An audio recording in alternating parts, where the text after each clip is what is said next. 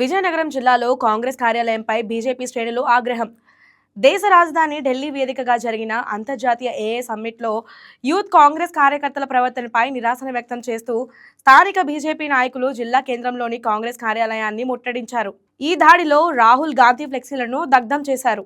నిన్న ఢిల్లీలో జరుగుతున్నటువంటి ఏఐ సమ్మిట్, ప్రపంచంలో ఉండేటటువంటి టెక్ దిగ్గజాలు, చాలామంది దేశ ప్రధానమంత్రులు కూడా అక్కడికి రావడం జరిగింది.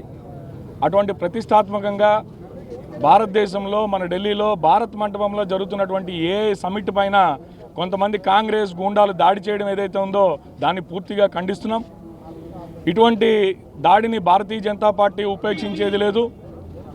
కొన్ని దశాబ్దాలుగా కాంగ్రెస్ పార్టీ పరిపాలనలో ఎంతోమంది యువత మేధావులు ఇక్కడి నుంచి అమెరికా వెళ్ళిపోవడం జరిగింది.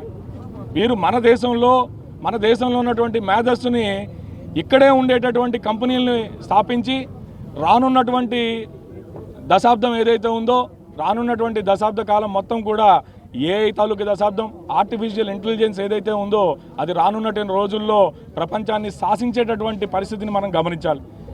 అటువంటి ఆర్టిఫిషియల్ ఇంటెలిజెన్స్ అనేటటువంటి బృహత్తరమైనటువంటి కార్యక్రమం ఒకటి ఏర్పాటు చేస్తే ప్రపంచ దేశాలన్నీ కూడా భారతదేశాన్ని కొనియాడుతూ, మన యొక్క యూపీఐ పేమెంట్లను కొనియాడుతూ, ఆర్టిఫిషియల్ ఇంటెలిజెన్స్లో మనం వేస్తున్నటువంటి ముందడుగుని కొనియాడుతూ ఉంటే కాంగ్రెస్ పార్టీ మాత్రం దాని మీద దాడి చేయడం జరిగింది. యువతకి ఉపాధి ఉద్యోగ అవకాశాలని కల్పించేటటువంటి కార్యాచరణ ఇది. ఎన్నో కంపెనీలని, ప్రపంచ దిగ్గజ కంపెనీలని భారతదేశానికి తీసుకొచ్చేటటువంటి కార్యాచరణ. మన ముఖ్యమంత్రి గారు కూడా చెప్పారు, ఆర్టిఫిషియల్ ఇంటెలిజెన్స్ ఏదైతే వస్తున్నదో ఇందులో ప్రథమ భాగం మన రాష్ట్రమే లబ్ధి చెందుతున్నది అని చెప్పి. ఇటువంటి పరిస్థితుల్లో కాంగ్రెస్ పార్టీ వారు భారత మంటపంపై చేసినటువంటి దాడిని ఉన్మాద చర్యగా భావించి దీన్ని భారతీయ జనతా పార్టీ పూర్తిగా ఖండిస్తున్నాం. రానున్న రోజుల్లో వీళ్ళు కానీ ఈ పరిస్థితిని మార్చుకోకపోతే దాడులు మరింత తీవ్రతరం చేస్తామని చెప్పి హెచ్చరిస్తున్నాం.